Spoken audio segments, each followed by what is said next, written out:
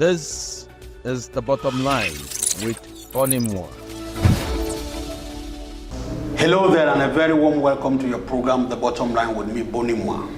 Today we have the singular privilege to welcome an iconic figure in the Cameroon Baptist Convention Health Services. Professor Tih, you are welcome. Thank you, Bonimwa. My pleasure to meet you again. After a long time. Yeah, Prof, we know that you are a PhD holder and a master's in public health. People are interested in knowing your educational trajectory. How did you get to this position? Thank you so much. All through life, I have aspired to be a health professional, and so I studied for it, both in Britain and in the US.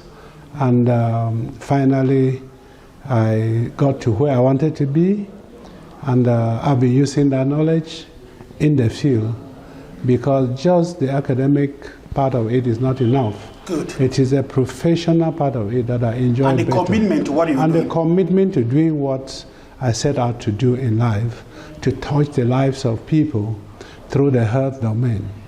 And when you sit down, when you sit back and you see 40 years or four decades plus down the road, the job that you've done so far, how do you feel? What do you say? Is it like, did you have some Gambe back that you went and touched? Or, I mean, how did you manage it? It's a feeling of satisfaction, a feeling of fulfillment.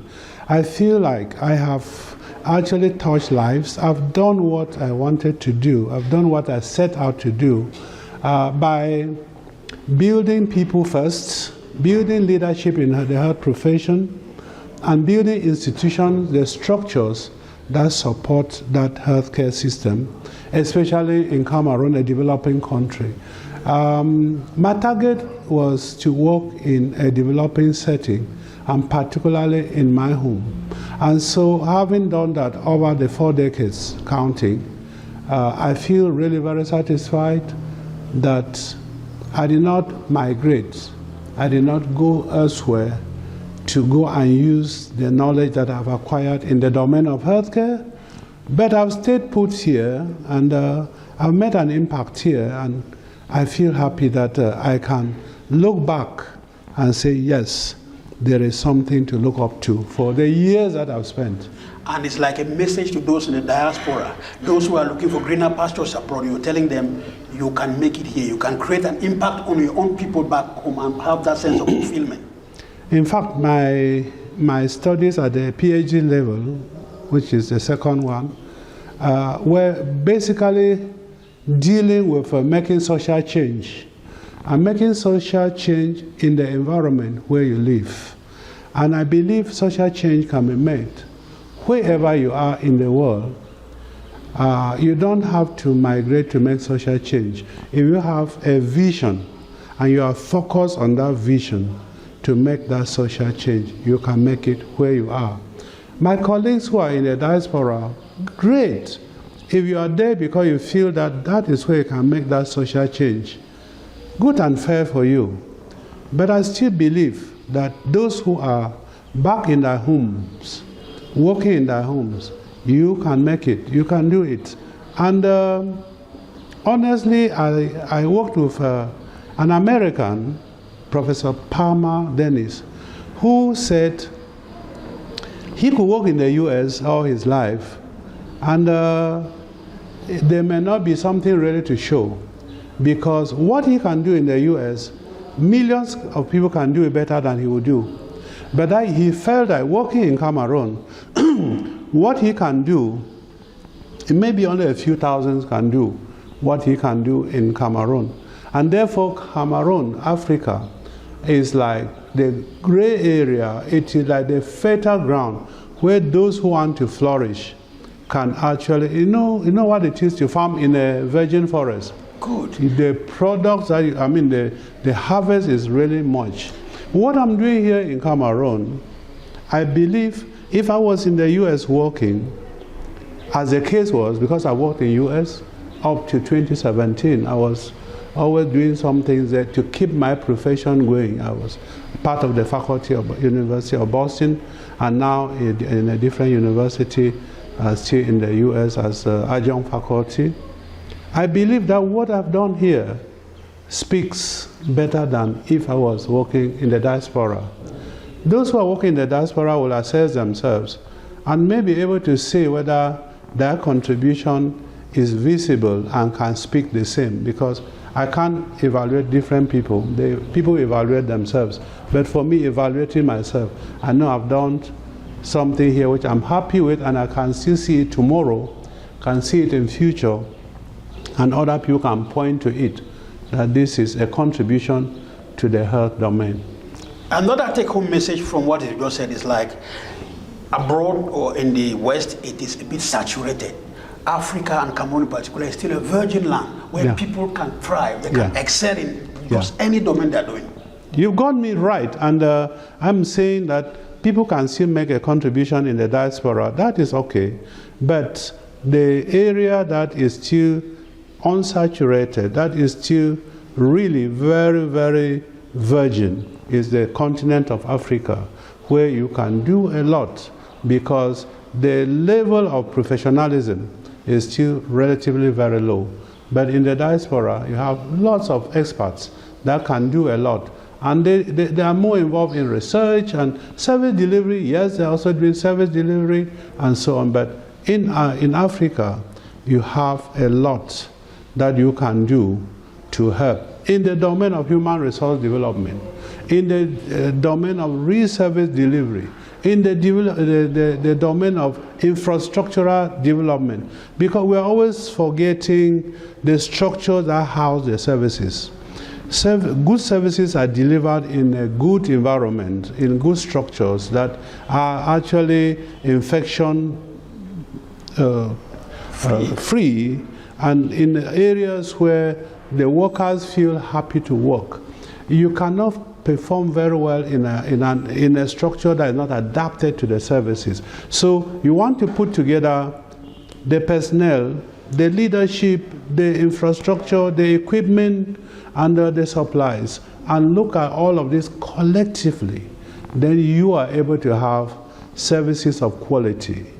And you ask me what are quality services, I will tell you what quality services are. Quality services, yes, quality services are those services that are meeting the needs of the people at the point of need, at the time that they really need them. And you define them as doing the right thing the first time and all the time. You don't experiment with people's lives. You do the right thing the first time and all the time. And for you to do that, you need qualified people. That's people of quality. Only quality people can offer quality care. You need equipment that is medical equipment of high quality. If you have defective equipment, you cannot have good diagnosis done. You have infrastructure. And the enabling environment. Enabling environment is wide, in the sense that you are looking at the infrastructure, but also looking at the leadership, looking at the governance, looking at those that make policies. They all contribute to the enabling environment that we talk of. And I want to pin you down to this. You know, when you talk about quality equipment, quality everything, the drugs that are given in the health services, some people say they are subsidized drugs, and they are drugs that are like, they are not original drugs. What would you say? Because when they come to the mission hospital, the drugs, they are cheaper as compared to the ones that in the public health facilities. Is that a problem? I don't know about that. I cannot really say that the drugs that are given in the private are cheaper, or, well, I don't talk of cheap drugs, I talk of inexpensive drugs. I would not think that they're inexpensive much more than those in the government infrastructure. In fact, I have been in the health sector working in all the domains. I was chair of the National Drug Provision Structure for 5 years, that is Cinnamon. I was the chair, the board chair, for all that time. And what we are looking at are the essential drugs. We've looked at the essential drugs at that national level. We should go to all 10 regions and making sure that they are of high quality and, of course, of very low affordable cost to everybody. The intention was that all health facilities in the country, especially the public health facilities, should have drugs that nobody should have reason to go and buy drugs on the street. In that case, I will not say the private had inexpensive drugs compared to those in the government infrastructure. When I was in charge of that national structure and we were fighting costs, we did not want the cost of drugs to be high. As of now, up to last year, I've still been the chair of the Northwest Regional Fund for Health Promotion. We are still doing the same thing. I've visited all 10 regions in Cameroon, ensuring that we have quality drugs. Now you're talking about subsidy of drugs. We try to get drugs from where we can say they are really truly affordable, but high quality drugs. We do not want to buy drugs that will end up on the shelves and expire. But at the same time, we don't want to get drugs that you will prescribe 4 or 5 drugs to treat one pathology. You want drugs that at least will be targeted. They will target the particular disease and treat it on first prescription. So yes, as chair of Sename, you said, but do you know that there are some, I don't call them rogue elements in Sename, who actually take drugs from Sename and sell to the street vendors? In fact, when I first came on board, we actually started Sename because in 1997, the WHO, the European Union, the Ministry of Health, GIZ, we actually met in a building near the Supreme Court in Yaoundé to conceive and work on the government policy towards Sename. And I was representing 4 regions, right. Northwest, Southwest, West, and Littoral. And when we started, it was like, you have to ensure that all fake drugs are off the streets in your 4 regions, in your region, your area and behold, I had to visit these regions, go to the open market to see whether there were drugs being sold anywhere else. And you know what? Within the 2nd year of Sename, I found Sename drugs being sold in Marché B in Bafoussam. I found some in Littoral. That is what you are saying.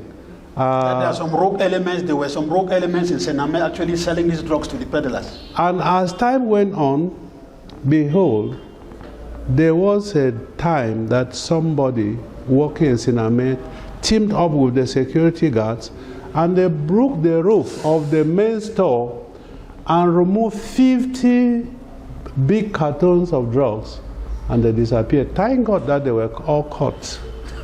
They were all caught, but the drugs were gone anyway. We knew who did that work and so on. So trying to get drugs and sell them in the public so that they are sold on the street is a major problem that we have. And those drugs filter out from public health institutions, they filter out from the private, from everywhere, and so on. And eventually, even when they expire, they continue to sell them. That's the problem. And drugs are poisons. Good. Prof, when you look, you started the Cameroon Baptist Health Services from a very humble beginning in the Northwest. I think it has spread now to almost 8 regions out of the 10 in Cameroon. I mean, the main facilities that you have.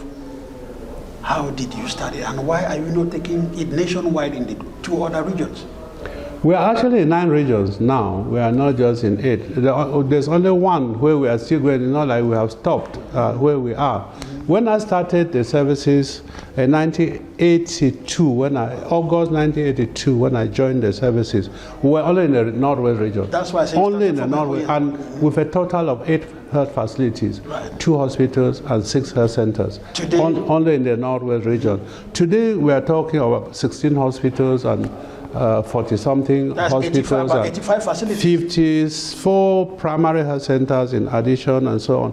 Program for people with disabilities we did not have, but now we have it in the country and almost in all the regions of the country. And we have other services like HIV, which is covering many of the regions of the country, and so on and so forth. So you were asking me how it came about. It's only a vision that we want to cover all the country, cover all where there are needy people. Where Is it people the vision of Professor Tih, or maybe you had a team who sat together and did the conception of this vision? Did it come from you alone, or you work with a team? If anybody ever tell you that this is just my vision, then the person is working in a utopia, or kind of he's hallucinating. Vision. Anyway, there's always more than any other thing. There's always a vision bearer, but the vision bearer works with people. If you don't work with people, you don't go far. If you want to go far, you go with the people.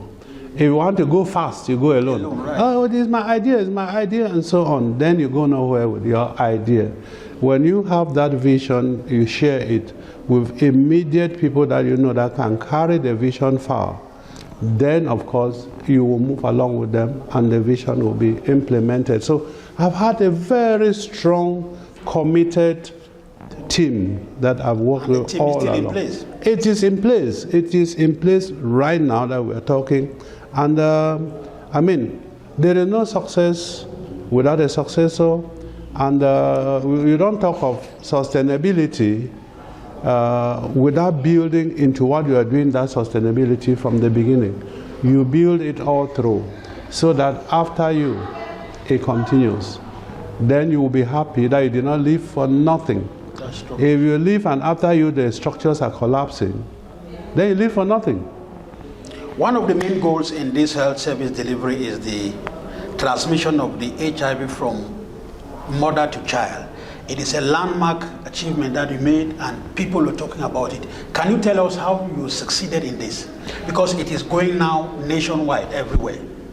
Well, Benimo, I don't know why you highlighted just the prevention of mother-to-child transmission, PMTCT, but it may be because you have some idea that in February 2000, we started the very first PMTCT sites in Cameroon.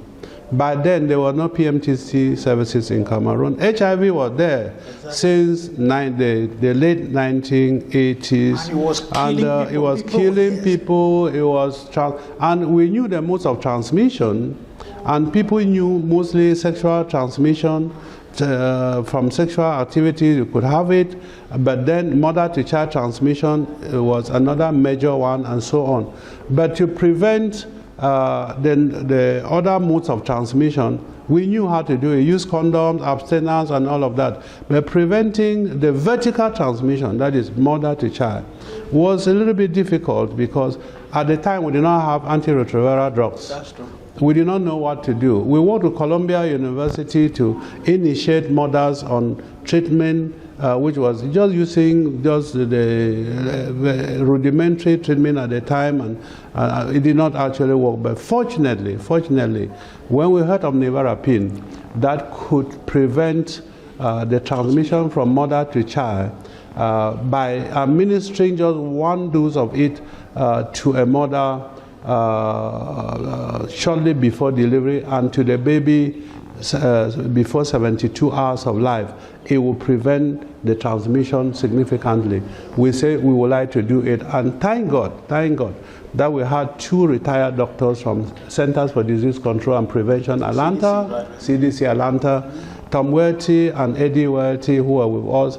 They had shortly retired from CDC.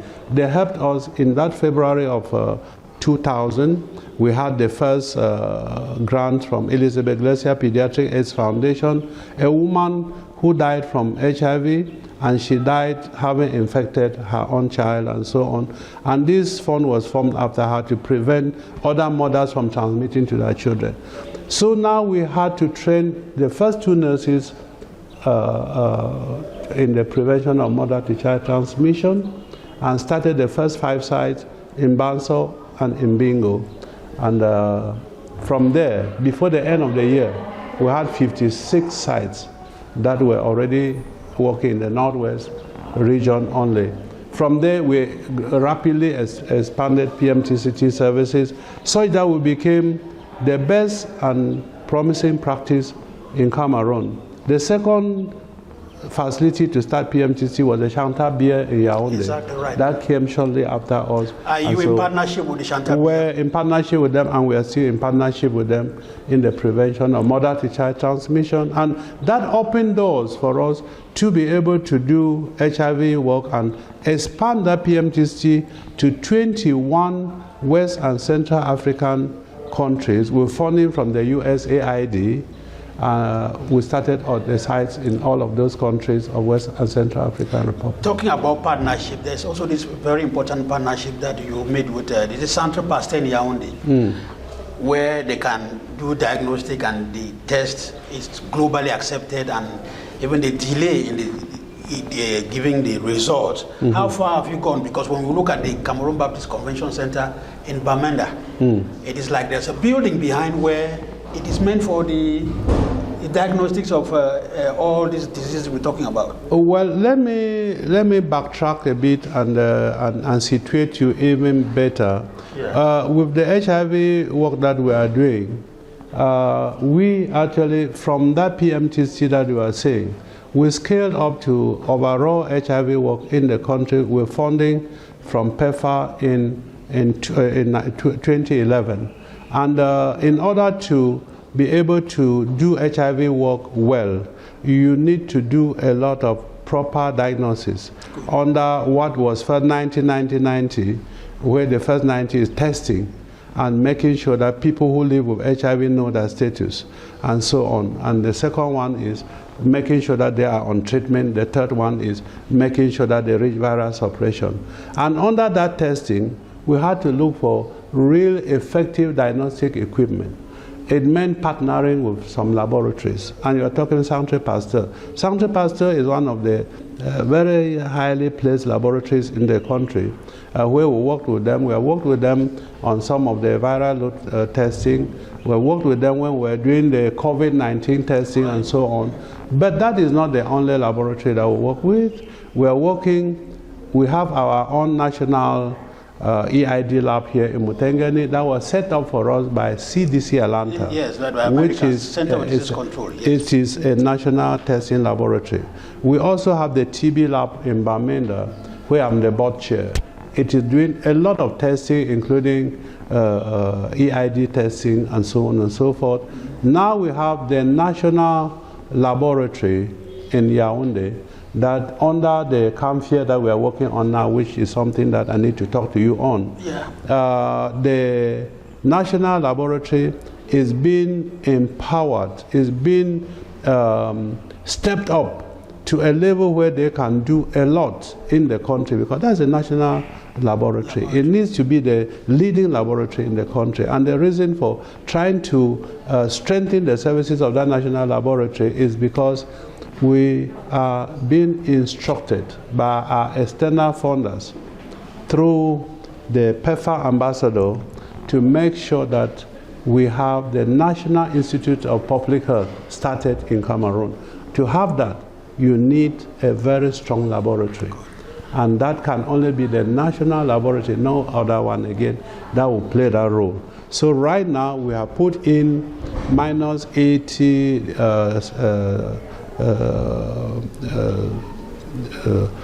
degree fridges that can store samples for long periods. We've done a lot of space. The one in Bamenda or the one in Yaoundé, the national one in Yaoundé. Yeah, national one. We have funding to strengthen public health laboratories, and we have done that in several regions, including Northwest, Southwest, Littoral, and we are doing it in Yaoundé, but focusing on the national laboratory. So, talking about Centre Pasteur, it's good to talk about it because it has been a high-level laboratory for long, but that's not the only laboratory. It's actually one of the laboratories that we work with, not the only. Yes, and the Cameroon government recently embarked on this universal health care. Yeah. It started in some of the regions, and I think the Northwest and Southwest took the cue just a few months back. How are you queuing up to push this universal health care? Because it is something that is... I cannot say the Northwest just queued in a few months back and so on. Since they started talking universal health coverage, Northwest, Southwest has always been in the picture. They discuss at the national level, they discuss at the regional level, all through. But implementation is what is a little bit slow. And it's slow not only in the Northwest, Southwest, it's slow everywhere because of structural reasons and the kind of way that normally national projects are implemented. You cannot rush, because if you rush, there are issues of software, there are issues of personnel development. To be able to put structures in place to deliver services, it takes time, and that is understandable. So Northwest, Southwest are fully involved in universal health coverage, and I think that we are on the right track. And the feedback from the population, I mean, how they... Very, very, I would say the population is more anxious even to have more of the services delivered sooner than later. And I believe that they are embracing universal health coverage, and that the healthcare providers as well as the health leaders are doing the best they can to make sure that these services are available soon. Yes, I know you are based in the Northwest, of course, and the facilities Northwest and Southwest. When you look at these two crisis-stricken regions, when you look at the health situation before the crisis, during the crisis, and now that there's a gradual return to normalcy, how do you say, what do you say about the health situation? Is it being aggravated, or I mean, it's coming back to normal, as the people are saying? The health care of the people of Cameroon has gone through severe, I would say severe challenges, because when we first had just a HIV pandemic, we thought we were really going through stress. And Northwest, Southwest were the two regions that were most hard hit with very high prevalence rates of HIV. So we were asking ourselves, what is the problem? Is it that Northwest, Southwest regions are regions of high promiscuity, or what is the issue, and so on? And we started fighting it, and thank God, the first grant that we had from the PEPFAR was Northwest and Southwest. We fought until the prevalence rate dropped from 8.6, 8.7 down to 4 point something in the Northwest, Southwest, and so on. We thought that HIV was the only problem that we had. And of course, 2016, the crisis came and make a bad situation basically worse.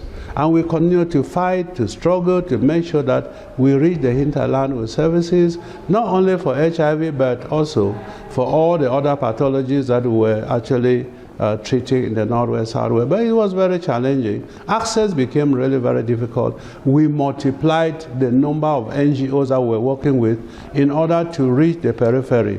We intensified primary health care to train people to work in the periphery, hoping that we were succeeding. Then COVID-19 came. COVID-19 came in 2019, 2020, and made a bad situation. Now we have three problems.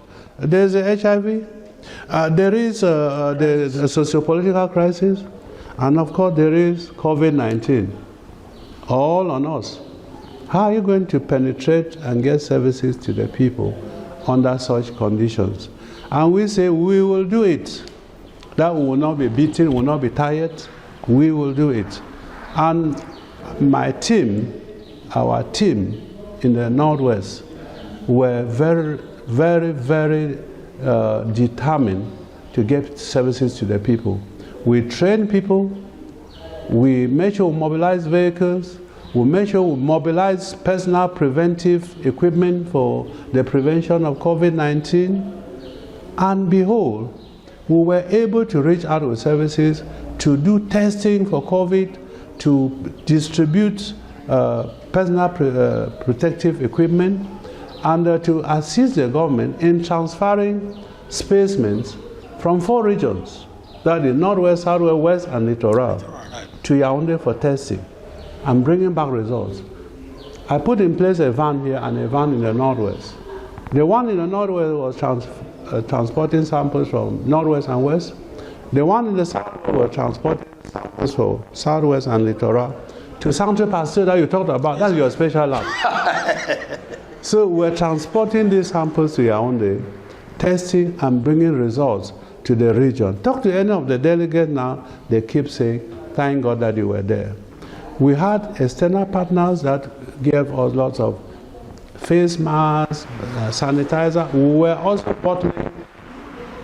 bottling sanitizers in our facility here. We were also producing face masks in our facility here and so on, and distributing. So we kept fighting the pandemic in fact, our testing teams in the Northwest were at Matazin, upstation, to test up so that they don't import the virus into the region. It still came in spite of all the testing, it came into the region. Our hospitals were now well equipped to manage cases that came up. Mbingo, Banso, Mbopi, Mutengeni, all of these, they were there managing COVID-19 cases and so on. And so you were asking me, how will I assess the health situation now? I think we have gone through the worst, and we are at a point where we can say we are seeing light at the end of the tunnel. We are actually seeing light at the end of the tunnel, because when you look at the results, no, the tunnel is no more as far. When you look at the HIV prevalence rate in Cameroon, it has dropped to a manageable level. We are talking now epidemic control, which means we want to reach a level where we are comfortable that the number of infections do not really continue to exceed the number of people that we are putting on treatment and all that and so on and so forth. And then, so we can say, with the infection rates dropping, with the number of people on treatment remaining in treatment and reaching viral suppression, because the only way that positive people will not infect people is if the viral suppression rate is very low, undetectable. They will not infect. Even if they have sexual activity, it will not, and they will not transmit to the newborn children. That is the HIV pandemic. We are gradually reaching epidemic control. And COVID-19 is gone. Thank God. It is no more there. The socio-political crisis. You are the one to tell me. I cannot tell you whether it is better or it is whatever and so on. I cannot tell you, but you know the atmosphere, you know where we are, and you know that at least we can travel now by night. At first we could not travel by night. We can at least move around and greet ourselves and so on. We don't hear a lot of popcorn the way we used to hear everywhere, papa here and there and so on. And so I think we are getting better. Yes. And so I can say the health situation is improving. Yes, the inroads that you've made in the health services are just tremendous. And people are saying, you cited Mbopi, Bamenda, Mbingo, Etukebe, and the others. People are saying the church now is engaged in alleviating the life, poverty alleviation. Because when they're healthy, they are also rich. Why can the church not engage in, let's say, plantations and other things that will make the people know that, yes, in the church, there is everything? I think economic activities are not absent. Yes, that's what we do the little we can. It's only like not very visible, because what we are doing is not compared to what CDC used to do here, having big plantations, having this and so on. It's not comparable to what Ndawara does and all these big people. We do the micro, not the macro ones and so on. And so we are teaching people to be self-sufficient, to do backyard gardening, to do things that can help them, open stores, little stores, and so on. In fact, in our service as a health department of the CBC, we started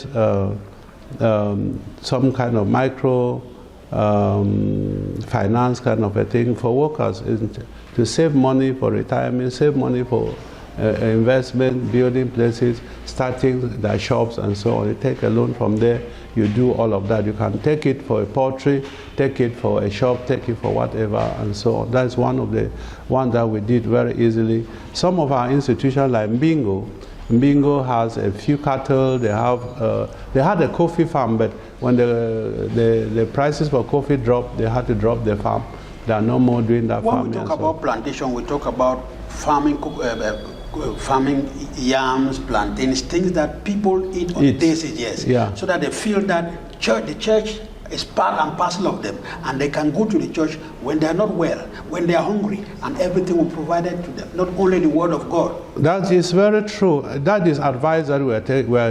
Each time we have the opportunity to talk with people like you, we also learn. And that is very, very important. And we have lands, empty lands that are followed. Yes. If our churches, if each church had a farm for yams, Yes, for plantains, all of it. Vegetables, you can even do trade by barter in church. I could not agree with you any less. I believe that what you are saying makes sense. And the population is listening to you. And I will join you in saying, let us go into agriculture. Because whatever happens, people will always still eat. Exactly. You can never say, what am I going to do with this food? People will always, our neighboring countries will buy the food and all of this. So I agree with you that we need to encourage our churches to get into active agriculture. And it's not expensive to start a farm. Professor Tih, you know I'm a media person. I'm not usually generous with marks, but I'll give you 9.5 over 10. 9 or how many? Because it can be 9 over 20. No, over 10 is over 10. Over 10. Thank you very much. Thank you, thank you, thank you.